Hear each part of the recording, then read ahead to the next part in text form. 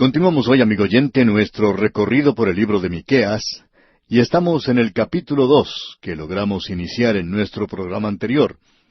Habíamos comenzado a ver lo que este capítulo nos decía en el primer versículo, y por tanto quisiéramos repetir aquí que este es el segundo mensaje del profeta, y él describe los pecados de manera específica. Y como vimos en el programa anterior, los hombres malos se acostaban allí en sus camas por la noche, no solo cometiendo pecado, sino que planeaban y tramaban cometer más pecado al día siguiente.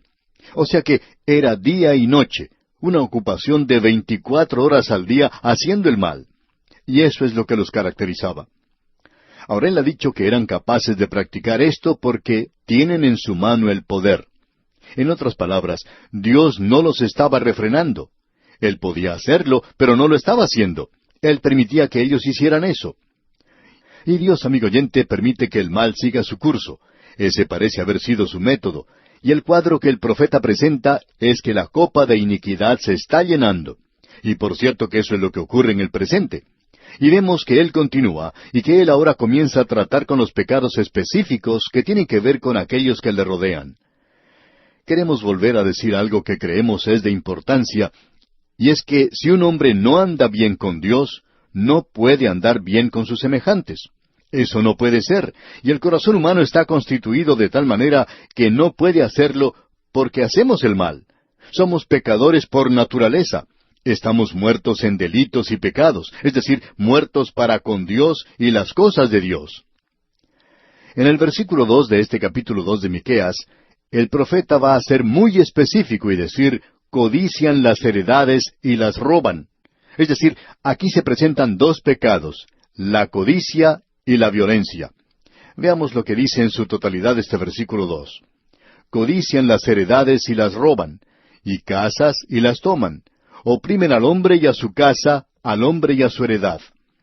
Estas personas codician las heredades, las posesiones de los demás, y las toman violentamente. Tenemos un ejemplo de eso en Israel, con Acab y Jezabel. Usted recuerda que Acab codiciaba la viña de Nabot. Él era como un niño malcriado y quería tener eso, pero no hizo nada. Pero su esposa Jezabel era una pecadora que creía en tomar acción. Así es que actuó inmediatamente para obtener esa viña. Y ellos eliminaron a Nabot. Pues bien, este era un ejemplo, y viene directamente de aquellos que estaban encabezando el gobierno. Y debajo de ellos hubo otros que comenzaron a practicar esto también. Los ricos, que eran capaces de apoderarse de esos campos, de esas heredades, lo hacían porque tenían el dinero y el poder para hacerlo. Eso se lleva a cabo aún hasta en nuestros propios días. Escuchamos tantas quejas hoy en cuanto al pequeño comerciante. Ese pequeño comerciante no tiene mucha oportunidad de avanzar en la sociedad y cultura contemporánea que hemos producido. La oportunidad se inclina más a la gran masa de grandes corporaciones y compañías. Ellos dicen que quieren obtener ganancias, y por supuesto que están en el negocio por las ganancias. Pero el caso es que algunas veces las ganancias no son otra cosa sino un sinónimo de codicia. Y este es el gran pecado que había allí. No podemos nunca comprender a una persona que llega a tener varios millones de pesos o de dólares o lo que sea, y siempre quieren tener un poco más. Parece que cuando obtiene 1 millón, quiere obtener un segundo millón. Bueno, esa persona no puede comer más, ni tampoco puede dormir más, no puede divertirse más. Puede que beba cierta cantidad de bebida, y eso es todo. Puede pecar un poco, y no puede pecar más. Y 1 millón puede permitirle que él haga todo eso si lo quiere hacer. Sin embargo, esta persona continúa haciéndose más y más rica. Hay un dicho antiguo que dice que el rico se hace más rico y el pobre se hace más pobre. Esa es la historia de la humanidad. Y Miqueas está hablando de una situación como esta. Usted habrá notado que este versículo dice que esta gente toma o se apodera de la casa de un hombre. Pues vea usted, Dios no solo le dio esa tierra a la nación de Israel y los ubicó allí, sino que le dio a cada tribu una sección en particular de la tierra. A cada persona le dio una heredad en esa tribu de la cual él era parte, y esa era su heredad. Y Dios mencionó ciertas leyes para que esa persona no la perdiera para siempre. Porque se enseña que cada jubileo, es decir, cada 50 años, la hipoteca sobre la heredad era cancelada. Y cada propiedad era devuelta a su dueño original. Pero debemos recalcar que hay muchos años en un jubileo, 50 años. Así es que si uno perdía su propiedad, digamos 2 años después del jubileo, pues entonces tendría que esperar 48 años para poder tener su casa o propiedad otra vez. Y uno puede padecer mucha hambre en ese lapso de tiempo. Y eso es lo que Dios estaba condenando aquí. Ellos estaban aprovechando, aunque Él había hecho una ley para proteger a los pobres. Esta gente siempre encontraba la forma de quebrantar o evitar cumplir con esa ley. Ahora, en el versículo 3 de este capítulo 2 dice Miqueas: Por tanto, así ha dicho Jehová: He aquí, yo pienso contra esta familia un mal del cual no sacaréis vuestros cuellos, ni andaréis erguidos, porque el tiempo será malo. Este versículo es bastante interesante. Dios dice: Yo los condeno porque ustedes pueden acostarse allí en sus camas y maquinar cómo hacer el mal. Y ahora Dios dice: Yo voy a maquinar el mal contra ustedes. Ahora, ¿qué es lo que Él quiere decir con esto? ¿Va Dios a hacer el mal aquí? Por supuesto que no, amigo oyente. Dios no iba a hacer el mal desde su propio punto de vista, el cual es el punto de vista correcto. Pero sí sería el mal desde el punto de vista de ellos, porque Dios se proponía castigarles. Y a ellos no les iba a gustar eso. Y ellos iban a llamar a eso mal. Ellos llamarían a esto una mala acción. Hoy uno puede escuchar a gente, aun a los creyentes, que condenan a Dios por permitir que ciertas cosas sucedan. En otras palabras, lo que esta gente está diciendo es que Dios está haciendo el mal. Bueno, Dios se le adelantó, amigo oyente. Si usted quiere decir que Él está haciendo el mal, Él dice: Yo voy a hacer el mal desde tu punto de vista. Si tú quieres continuar pecando, yo voy a detenerte, yo voy a juzgarte por eso. Y usted dirá que eso es malo. Y hay muchas personas que dicen en el presente: ¿por qué permite Dios que esto suceda a nuestra nación? Nosotros somos personas buenas. Hemos hecho esto y aquello y somos personas buenas. Ayudamos a los misioneros. ¿Por qué pues permite Dios que esto suceda? Amigo oyente, desde su propio punto de vista, o podríamos decir desde el punto de vista de muchas personas en el presente, Dios sí está haciendo el mal. Pero Él no está haciendo el mal en realidad. Él está juzgando porque Él siempre juzga el pecado. Y Él dice: voy a juzgarles. Y Él dice: He aquí yo pienso contra esta familia un mal del cual no sacaréis vuestros cuellos. Es decir, que Dios tenía la intención de colocar alrededor de sus cuellos las cadenas de la esclavitud. Y los hijos de Israel fueron llevados prisioneros a Asiria, una de las naciones más brutales que haya existido en la superficie de esta tierra. Y ellos fueron llevados en cadenas. Y Dios dice: Ni andaréis erguidos, porque el tiempo será malo. Estas personas eran muy orgullosas, por cierto. En el presente hay naciones que son muy orgullosas, y tendrán que rendir cuentas ante Dios por esa actitud. No queremos mencionar nombres en nuestro programa, pero hay varias, por no decir muchas naciones, que demuestran mucho orgullo. Y uno puede apreciar esto cuando personas de esas naciones visitan la nuestra propia. Podemos darnos cuenta por la forma en que se comportan que son personas muy orgullosas. Y por tanto llegamos a la conclusión de que el resto de la nación es igual. Esa es la filosofía que presenta aquí el profeta Miqueas. Él está hablando aquí del carácter de los hombres. Y eso es lo que hace a una nación. Él nos está hablando de una manera muy franca, por cierto. Y continúa diciendo ahora aquí en el versículo 4 de este capítulo 2 de Miqueas: En aquel tiempo levantarán sobre vosotros refrán, y se hará endecha de lamentación, diciendo: Del todo fuimos destruidos. Él ha cambiado la porción de mi pueblo. ¿Cómo nos quitó nuestros campos? Los dio y los repartió a otros. Es decir, que se aproximaba una gran confusión y gran lamento, un lamento muy triste, por cierto. Esta expresión que tenemos aquí, y se hará endecha de lamentación, es algo bastante fuera de lo común en el idioma hebreo. Tenemos nuestras dudas de que se pueda expresar exactamente en nuestro propio idioma lo que Miqueas está diciendo. Pero sí nos revela cuán trágico era lo que estaba ocurriendo. Y la gente era muy pesimista, parecía ya no tener ninguna esperanza. Y ellos estaban diciendo: del todo fuimos destruidos. Y así era, porque Asiria ya estaba haciendo incursiones en esa tierra. La realidad es que cuando ellos llegaron finalmente, marcharon hacia las propias puertas de Jerusalén, y hay quienes dicen: bueno, Jerusalén estaba en pecado entonces. ¿Por qué no le dejó Dios ir en cautividad? La verdad, amigo oyente, es que yo nunca he podido llegar a comprender bien las formas de obrar de Dios, porque allá en el capítulo 12 del libro de los Hechos de los Apóstoles, cuando Herodes arrestó a Jacobo, le dio muerte, y arrestó a Simón Pedro en la misma ocasión, pero él salió libre. Bueno, ¿por qué permitió Dios esto? En el libro de Hebreos también leemos que algunos pudieron evitar ser muertos por la espada, mientras que otros fueron muertos. Por ejemplo, leemos allá en Hebreos capítulo 11, versículo 37, fueron apedreados, aserrados, puestos a prueba, muertos a filo de espada. Y luego en el versículo 34 de ese mismo capítulo 11 de Hebreos, dice, apagaron fuegos impetuosos, evitaron filo de espada. Bueno, estas dos cosas, estas personas obraron por la fe, y Dios permite que las cosas ocurran de esta manera. Él está logrando su propósito, usted puede estar seguro de eso. Volviendo ahora a nuestro caso aquí, nos damos cuenta que ellos estaban apartándose de Dios.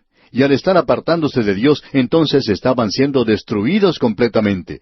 Y esto es en el reino del norte. Sin embargo, en el reino del sur y bajo el reinado de Ezequías, tuvo lugar un avivamiento y tuvo lugar muy poco tiempo después de que Miqueas escribió esto. Eso explica la razón por la cual Dios les dio a ellos unos cuantos días más de gracia. Bien, sigamos adelante.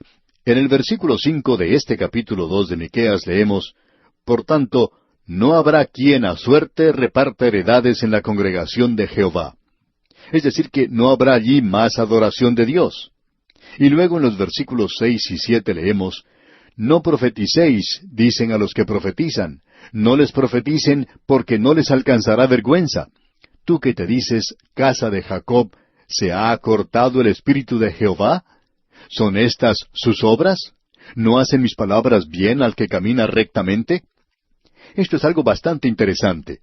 Este era un momento cuando Dios iba a cortar la corriente del espíritu de profecía. ¿Por qué? Porque la gente no le escuchaba. Y entonces habría una gran hambre por la palabra de Dios. Pero lo importante de notar en estos versículos es lo siguiente. El Señor aquí responde declarando que Él también está tramando mal. Y lo que ellos llaman mal, lo es porque los va a castigar. Y la palabra de Dios será recibida por gente que le obedece y será rechazada por aquellos que no le obedecen. Y aunque sean palabras duras, el pueblo de Dios las obedecerá. El pueblo de Dios las aceptará. Y el pueblo de Dios, en este instante, de la manera en que estamos tratando este pasaje de las Escrituras, estamos seguros que puede decir que esto no es algo muy aceptable, que esto no es como el Salmo 23, y tampoco como el capítulo 14 del Evangelio según San Juan, pero esto está en la palabra de Dios. Y en cuanto a Dios se refiere, Él le da tanta prominencia como los demás. En realidad debemos destacar que Él no puso esto en el Salmo 23, ni tampoco en el capítulo 14 del Evangelio según San Juan, sino que lo puso aquí en los capítulos 1 y 2 de Miqueas, para que usted y yo pudiéramos recibirlo inmediatamente. Pero el pueblo de Dios lo va a aceptar. Por supuesto lo aceptan porque Dios lo dice, y ellos responderán a esto. Y a través de todo esto, Dios los consolará, Dios los guiará, Dios los bendecirá. Ahora el versículo 8 de este capítulo 2 de Miqueas dice, el que ayer era mi pueblo se ha levantado como enemigo. De sobre el vestido quitasteis las capas atrevidamente a los que pasaban como adversarios de guerra. Dios dice ahora, ustedes son mi pueblo, pero ahora son mis enemigos. Y una de las evidencias de esto era la forma en que se estaba tratando y se trataba a los pobres. Y Dios siempre está del lado de los pobres. Él está haciendo esto aquí. Amigo oyente, Él dice, de sobre el vestido quitasteis las capas atrevidamente a los que pasaban. Esto puede ser una referencia a lo que ellos usaban para taparse cuando dormían. Así es que puede decirse que les estaban quitando las camas a esta gente. No tenían con qué cubrirse. Así es como ellos estaban dispuestos a robar a los pobres. Luego en el versículo 9 dice, a las mujeres de mi pueblo echasteis fuera de las casas que eran su delicia. A sus niños quitasteis mi perpetua alabanza. Pensamos que aquí ellos estaban tratando con un problema de una villa miseria, y Dios no les permitía que ellos arrojaran los muebles a la calle, especialmente los de una viuda. Y este versículo 9 termina diciéndonos, escuche usted, a sus niños quitasteis mi perpetua alabanza. Dios está diciendo que estos niños iban a crecer despreciándoles, iban a crecer en rebelión. Y por cierto que eso está ocurriendo en nuestro propio día. Quizá Dios nos haya estado hablando en muchas formas diferentes. Pensamos que la rebelión de la juventud fue permitida por Dios para tratar de sacudirnos y despertarnos de nuestro letargo. Pero debemos decir que lamentablemente no ha dado mucho resultado. Luego en el versículo 10 leemos, «Levantaos y andad, porque no es este el lugar de reposo, pues está contaminado, corrompido grandemente». Lo que ellos estaban haciendo aquí es que estaban tratando de resolver sus propios problemas y luego reposar sin estar en paz con Dios. Ellos estaban tratando de hacer eso sin la ayuda de Dios, y como resultado eso no llegaba a nada. Ahora en el versículo 11 leemos, «Si alguno andando con espíritu de falsedad mintiere diciendo, yo te profetizaré de vino y de sidra, este tal será el profeta de este pueblo». Aquí tenemos un sarcasmo mordaz. Dios dice que la clase de profetas que ellos tenían eran aquellos que podían aprobar el pecado. Y hablando francamente, amigo oyente, debemos decir que nuestro programa se encuentra con una gran desventaja. Nosotros no tratamos de decir las cosas que le van a consolar a usted, a no ser que lo diga la palabra de Dios. Y cuando habla de juicio, nosotros también hablamos de eso. Y eso es lo que tenemos aquí. Sabemos que esto no es muy popular. Hay muchas personas que no quieren escuchar a nadie que diga la profecía y que mencione que el beber es algo malo, que la borrachera es algo malo. Por supuesto que no quiere oír eso. Y tenemos desafortunadamente muchos hoy, aun en aquellos así llamados círculos conservadores, que están aprobando la bebida en manera social. Dicen que estamos viviendo en un día nuevo y que no estamos bajo la ley y que podemos hacer estas cosas. Amigo oyente, quizá no haya una regla específica hoy, ya que estamos bajo la gracia. Pero amigo oyente, si nosotros amamos al Señor, vamos a obedecer sus mandamientos. Y por supuesto que Él condena la borrachera. ¿No le parece a usted? Y los profetas de aquel día, que eran profetas populares, no estaban condenando los pecados de esta gente. Ellos estaban diciendo cosas buenas, cosas que eran populares, que agradaban a la gente. Pero no estaban hablando de los pecados de la gente. En nuestro próximo programa, Dios mediante, vamos a considerar un pasaje que es muy destacado. Es pequeño, pero es una de esas declaraciones que dan un rayo de luz a cada uno de estos capítulos donde pasamos por partes tenebrosas, por así decirlo. Pero luego vemos que se nos presenta rayos de luz que iluminan. Esto lo vamos a ver, Dios mediante, en nuestro próximo programa. Mientras tanto, le sugerimos leer el resto del capítulo 2 de la profecía de Miqueas que estamos estudiando. De esta forma estará usted al tanto de lo que consideraremos en nuestro próximo estudio.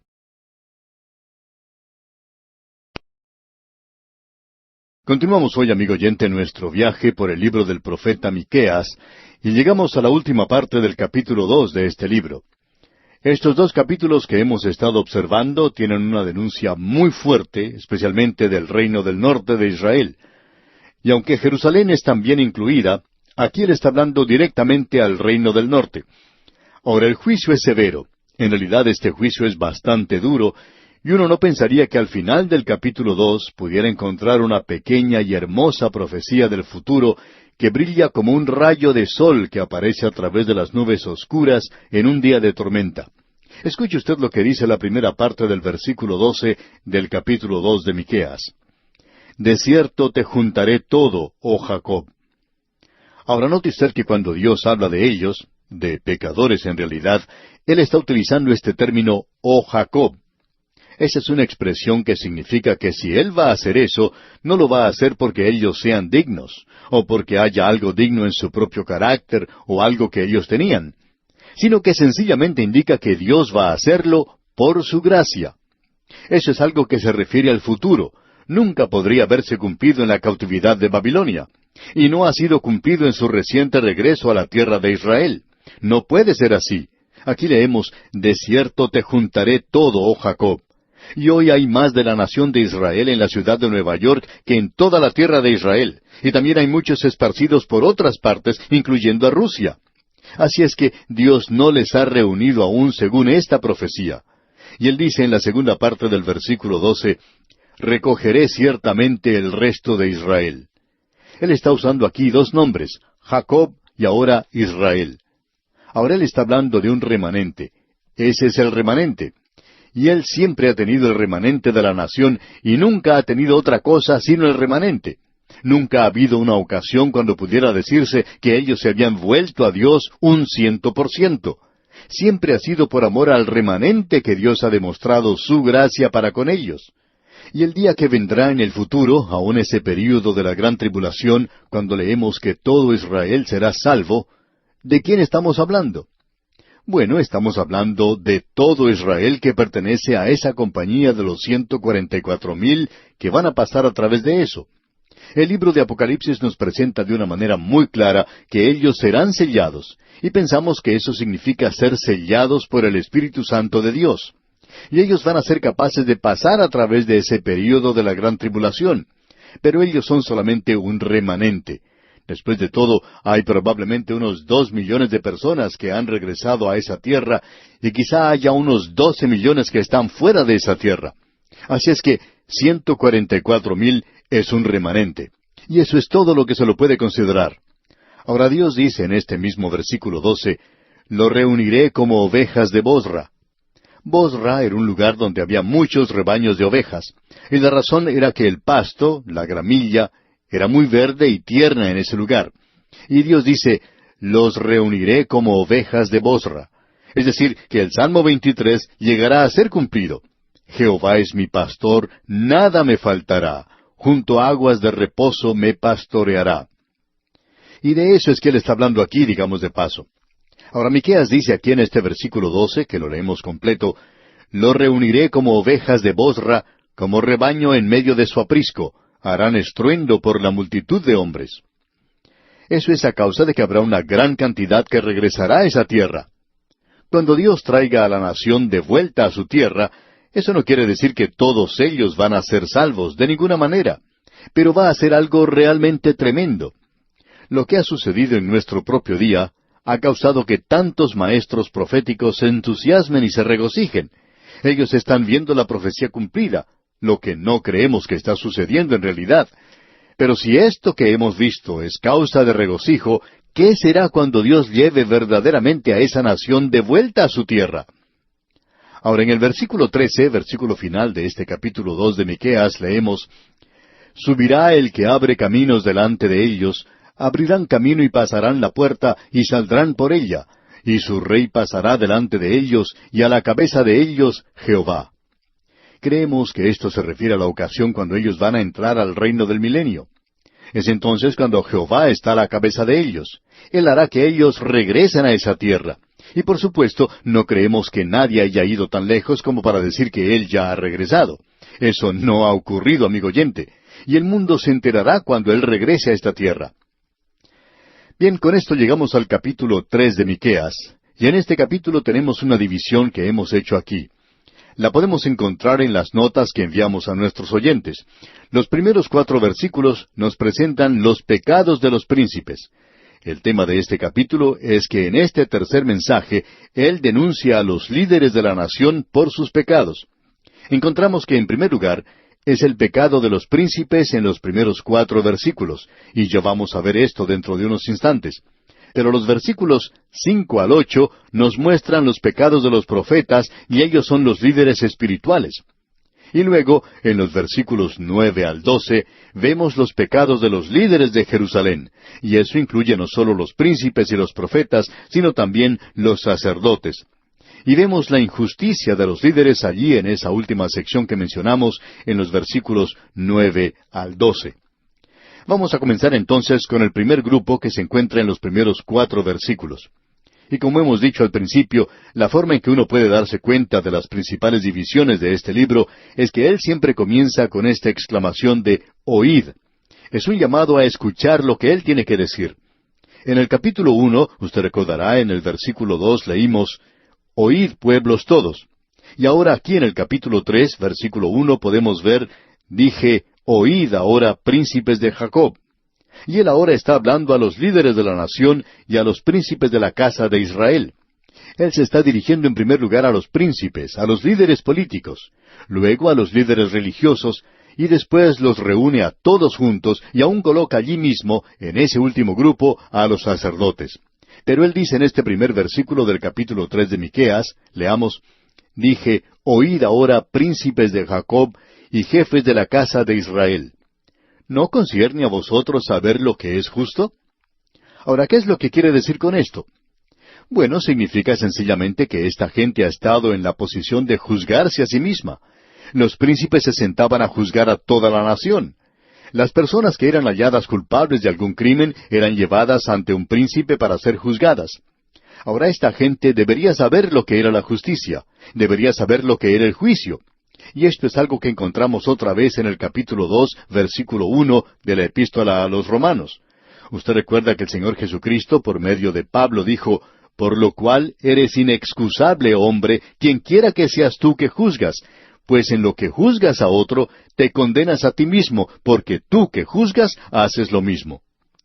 Esto no quiere decir que tiene que hacer cosas idénticas, sino cosas similares. Es decir, que si usted juzga a otro, entonces debemos decir que usted será conocido como una persona que critica y juzga duramente. Y luego usted a su vez será juzgado por eso. Usted ha hecho la misma cosa. Usted puede mirar a la otra persona y criticarle. Sabemos que eso es muy fácil. Es muy fácil ver cómo podemos encontrar faltas en los demás, faltas que nosotros no podemos ver en nosotros mismos. Cuando Natán vino ante el rey David y le contó de un hombre en su propio reino que tenía muchas ovejas y que fue y se apoderó de la única ovejita que tenía su vecino, pues ese hombre solamente tenía una. Y este otro tomó esa ovejita y la mató. Bueno, esa era una injusticia. David era el rey y él se encolerizó y se puso de pie. Ahora esto él podía verlo en otra persona, pero él había hecho lo mismo. Y Natán le dice entonces que él era ese hombre. Tú has hecho eso. Y David entonces aceptó ese juicio y confesó su culpa delante de Dios. Es por esto que Dios les dice a estos líderes de Israel que ellos han estado en el lugar de juicio. Ellos habían juzgado a los demás. Aún así, ellos habían cometido las mismas cosas. Y deberíamos decir, amigo oyente, que pensamos que esa es la razón por la cual muchos jueces en los tribunales no han sido muy duros con los criminales y no quieren la pena de muerte, porque eso es en realidad una mala conciencia que les molesta a ellos. Pensamos que muchas veces, cuando un juez se pone a juzgar a otro en el tribunal y se presenta ante él algún hombre acusado de algo, que ese juez dicta una sentencia ligera, que no es dura, por cierto, porque así es como él puede calmar su propia conciencia. Es por eso que siempre decimos que debe haber hombres de muy buen carácter en lugares de liderazgo. Y debemos repetir esto otra vez, que no es la forma de gobierno lo importante. Si usted tiene un buen rey, es algo maravilloso. No hay nada malo con eso. Es el carácter de los líderes lo que es importante para una nación. Su carácter determinará la forma en que ellos van a juzgar. Y creemos que es muy fácil ver cómo los líderes de nuestras naciones, especialmente los jueces, dictan sentencias que no son muy severas. No es otra cosa sino un complejo de culpabilidad, lo que causa que ellos hagan eso en el presente. ¿Por qué? Porque es necesario tener hombres de carácter en esa posición. Y Dios dice que Él va a ser quien los juzgará. Francamente hablando, amigo oyente, creemos que no es otra cosa sino un chiste cuando un grupo de miembros del Congreso investigan algo en la política. Probablemente cada uno de esos que están juzgando a los demás tiene su propio problema que ocultar. Pero nosotros podemos observar con el pasar de los meses y los años que hay muy pocos hombres en el liderazgo de una nación que son realmente capaces de ocupar un lugar en juicio sobre los demás. Hace falta un hombre de carácter para hacer algo como esto. Y esto es exactamente lo que Dios les está diciendo a ellos. ¿No concierne a vosotros saber lo que es justo? Ustedes no están haciendo eso. Han tenido la experiencia. A ustedes se les ha traído hombres para que los juzguen que son culpables. Pero ahora ustedes son los culpables. Y eso es lo que Dios está diciendo. Vosotros que aborrecéis lo bueno y amáis lo malo. Es muy difícil para un juez que ha estado asistiendo a una fiesta y bebiendo con los invitados la noche anterior, donde quizá ha tomado más de lo que debía, sentenciar a un hombre que se le presenta ante él al día siguiente que ha dado muerte a alguien porque ha estado manejando su automóvil cuando estaba borracho. No nos sorprende, pues, que no le condene severamente. Si un hombre que bebe es un juez, según nuestro propio juicio, no está capacitado para juzgar a los borrachos y a los alcohólicos que se le presentan ante él que han dado muerte a alguien. El autor de estos estudios bíblicos, el Dr. J. Vernon McGee, contaba que él pasó por una experiencia muy triste, por cierto, a causa de esto, porque su mamá pereció en un accidente de tránsito por un conductor borracho. Él no quería presentar acusaciones ante los tribunales. Pensaba que eso no era lo que debía hacer. Sin embargo, cuando fue llamado como testigo, le dijo al tribunal, «Yo pienso que aquí se debe hacer justicia. No estoy pidiendo que se tome venganza por esto contra este hombre. Eso es lo que yo haría si hiciera eso. Solo pido que se haga justicia». Y ese hombre no recibió una sentencia muy dura que digamos. Y al observar a este juez en ese tribunal, uno pensaba que él tenía una conciencia muy mala, por cierto. Ah, amigo oyente, aquellos que estaban en lugares de liderazgo aborrecían lo bueno y amaban lo malo. Y personas como esas no están capacitadas para ocupar esa clase de posición el día de hoy. Si un hombre llega a ser un congresista, o puede ocupar cualquier otra posición, por ejemplo, un senador del gobierno, o cualquier otra posición gubernamental como un juez, si se descubre que ha sido infiel a su esposa, ¿está ese hombre capacitado para presentar una ley en cuanto al matrimonio? No creemos que sea así, amigo oyente. No pensamos que esté en una posición de hacer eso. No nos sorprende entonces que la moralidad del presente esté en bancarrota, si eso ocurre con aquellos que están en liderazgo. Y Dios echa la culpa al liderazgo aquí de esta nación de Israel. Y como ya hemos dicho aquí en el principio, Dios está presentando en el día de Miqueas una filosofía del gobierno humano. Y básicamente se necesita tener hombres de buen carácter. Ahora él dice en el comienzo del versículo 2, «Vosotros que aborrecéis lo bueno y amáis lo malo». Y luego él utiliza una ilustración muy vívida, por cierto. Leamos todo este versículo 2 del capítulo 3 de Miqueas. «Vosotros que aborrecéis lo bueno y amáis lo malo, que les quitáis su piel y su carne de sobre los huesos». Es decir, ustedes son caníbales cuando están juzgando a los demás, y cuando aman el mal y aborrecen lo bueno. Escuche lo que él dice aquí porque él está hablando en cuanto al canibalismo humano.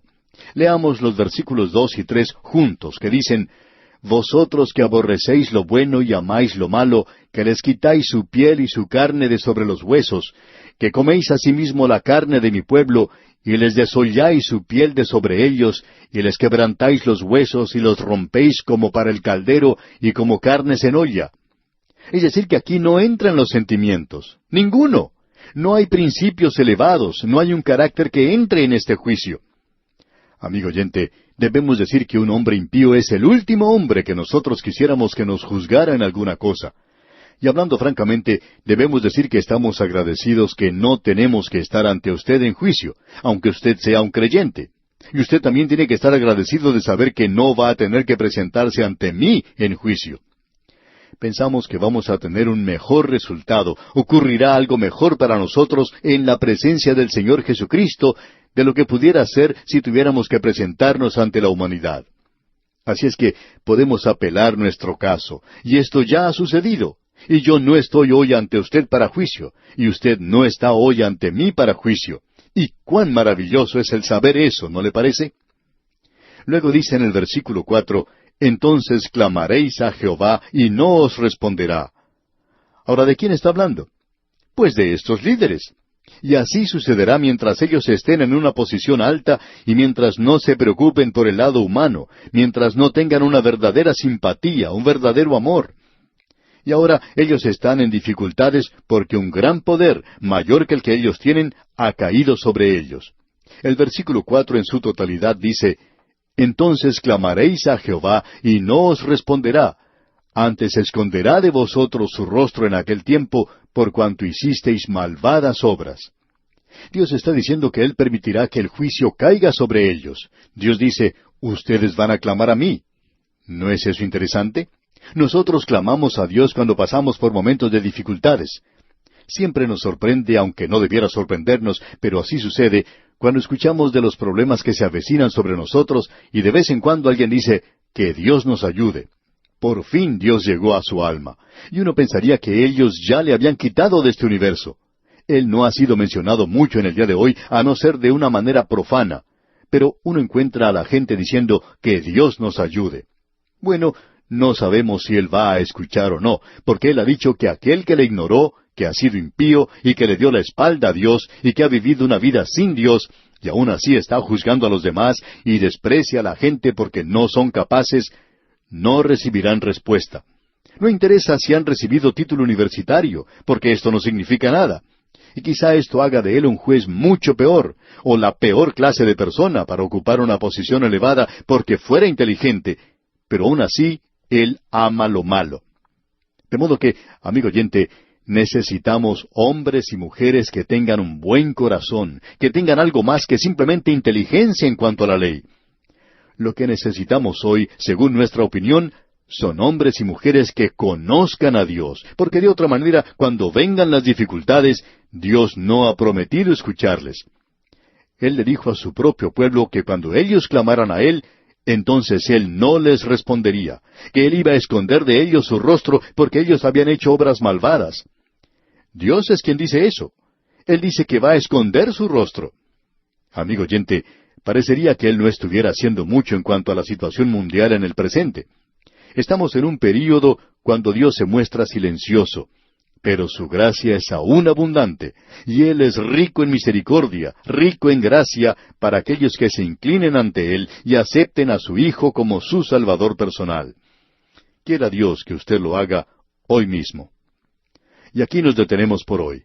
Sin embargo, les sugerimos leer el resto de este capítulo 3 de la profecía de Miqueas, lo que le permitirá estar al tanto de lo que estudiaremos en nuestro próximo estudio. Continuamos hoy, amigo oyente, nuestro viaje por el capítulo 3 de este libro de Miqueas. En nuestro programa anterior vimos el juicio de Dios contra los príncipes, los líderes políticos de la nación. Hoy vamos a comenzar nuestra lectura en el versículo 5 de este capítulo 3 de Miqueas, y podemos apreciar aquí el juicio que Dios manda o tiene contra los profetas. Y la conducta de los profetas es tan censurable como la de los príncipes. No sabemos en realidad cuál era peor que la otra, porque los pecados de los profetas es que ellos informan mal a la gente, y no solo eso, sino que no la guían. Ellos saben bien lo que deben hacer, pero no responden en esparcir fielmente la palabra de Dios. Ahora debemos notar específicamente lo que Él dice aquí, porque Él presentará los pecados de los profetas. El versículo 5 de este capítulo 3 de Miqueas dice: Así ha dicho Jehová acerca de los profetas que hacen errar a mi pueblo y claman paz, cuando tienen algo que comer, y al que no les da de comer proclaman guerra contra él. Ahora aquí tenemos lo que los profetas están haciendo. Ellos son en realidad como un animal vicioso, o como una serpiente con dientes venenosos que puede dar muerte. Y ellos son peores que eso, porque se ponen de pie y hablan palabras suaves y tratan como si fuera de consolar a la gente, y ellos hablaban de que se aproximaba la paz. Amigo oyente, el esfuerzo fútil del hombre por la paz debiera comenzar a sacudir a la gente a que pensara que el hombre por sí mismo no puede traer la paz al mundo. Y sencillamente por desearla, o por decirlo varias veces, o por decir que uno está a favor de la paz y que vota por ella, no quiere decir que uno va a obtener paz. Miqueas nuevamente indica en forma clara que el problema no está en la superficie. El problema no es el de desear la paz, sino que el problema es que el corazón humano es impío, el corazón humano es pecaminoso. Y Dios dice que no hay paz para los impíos. Un contemporáneo de Miqueas, el profeta Isaías, fue quien dijo eso. Y lo dijo 3 veces en la última parte de su profecía. Ese era el gran clímax al cual se acercaba cada vez, que el problema estaba en el corazón humano. Y allí es donde está el problema ahora. No es asunto de querer la paz. Cuando a veces declaramos que no podemos tener paz en el día de hoy, bueno, por lo general llegan 2 o 3 cartas de personas bien intencionadas que nos escriben cartas bien tiernas, por cierto, y nos dicen que no seamos pesimistas, que no digamos esto, que debemos continuar tratando de traer la paz a este mundo, que debemos realizar esfuerzos en cuanto a esto. Y esta gente es sincera, y parecería algo bueno. Pero, amigo oyente, esta es una de las enseñanzas más falsas que existen en el presente, que el hombre puede realizar la paz de esa manera. Nosotros creemos en la paz y la queremos tanto como cualquier otra persona, pero debemos buscarla por el camino de Dios. La persona tiene que conocer en primer lugar lo que la paz de Dios es. ¿Cómo va a conocerla usted? El apóstol Pablo dice en su epístola a los Romanos capítulo 5 versículo 1, justificados pues por la fe, tenemos paz para con Dios por medio de nuestro Señor Jesucristo. Usted no puede tener la paz con sus semejantes hasta cuando tenga paz con Dios. Y el corazón humano es algo en lo cual no se puede confiar. El corazón es engañoso. El profeta Jeremías, en el capítulo 17 de su profecía, versículo 9, dice, engañoso es el corazón más que todas las cosas y perverso. ¿Quién lo conocerá? Jeremías dijo, ¿quién puede conocerlo? Usted y yo no sabemos en realidad lo malos que somos, y podemos descender y llegar a una posición tan baja como cualquier otra criatura.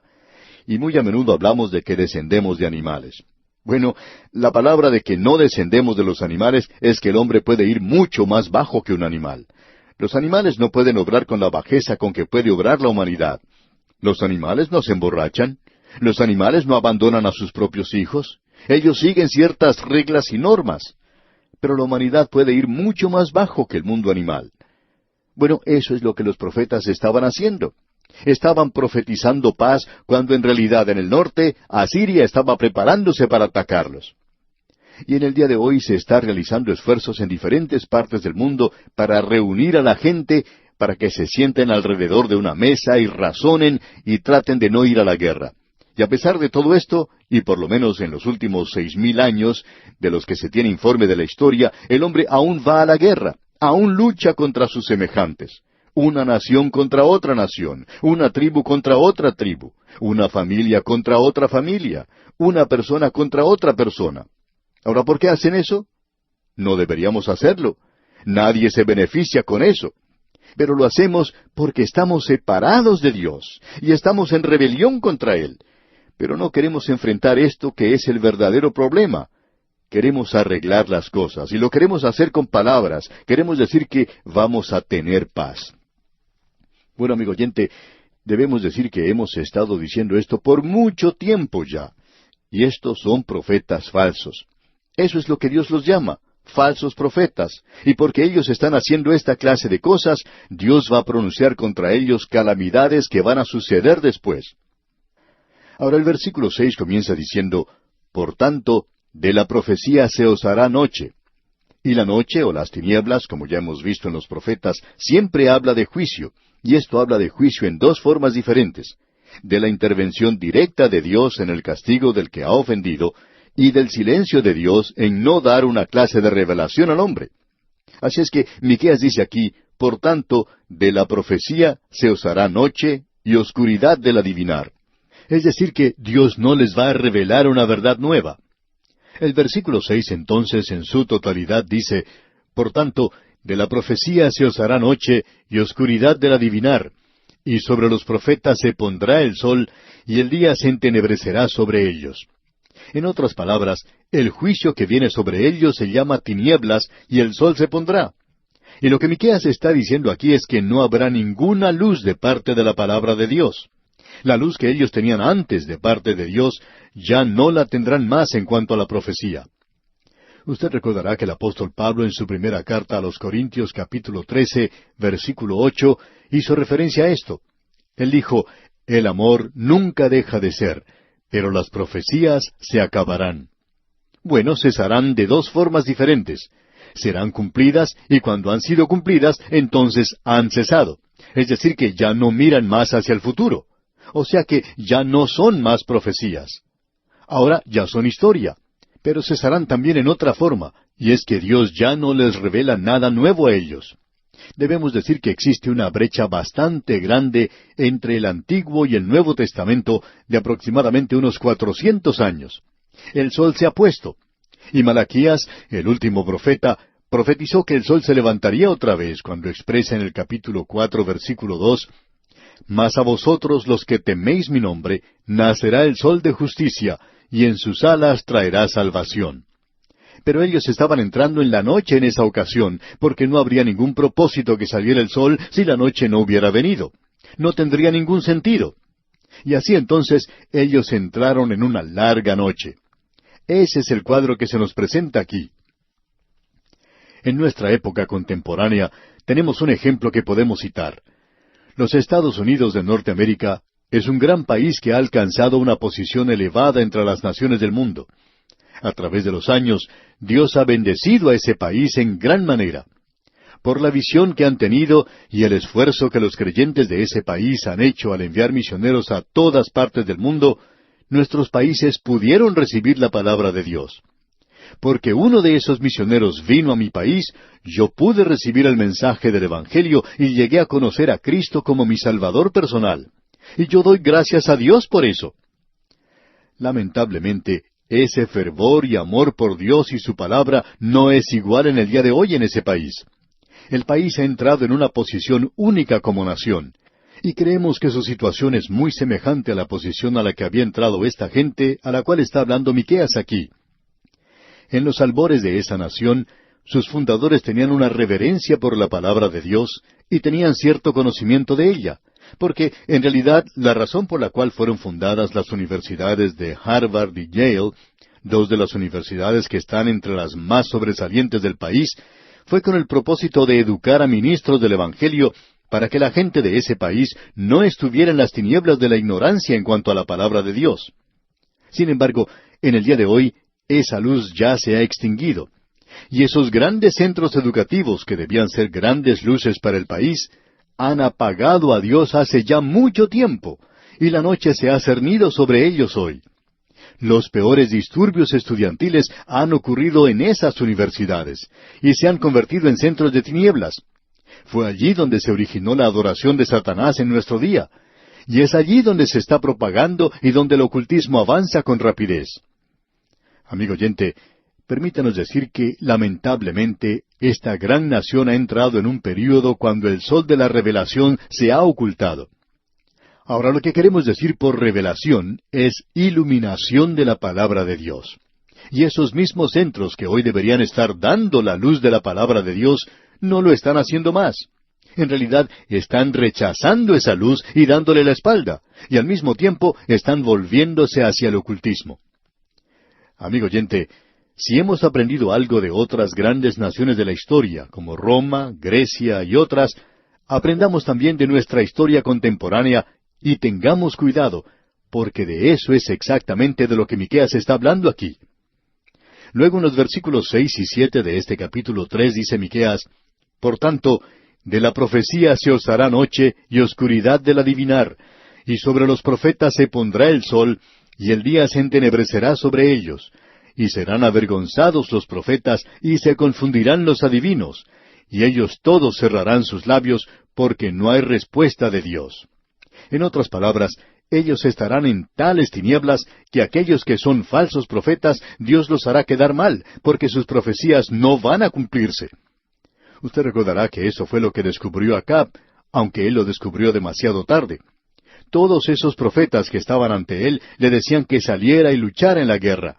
Y había solamente un hombre, y ese era el hombre de Dios, Micaías, quien le dijo: Una cosa es segura, si sales a la guerra, no regresarás porque serás muerto.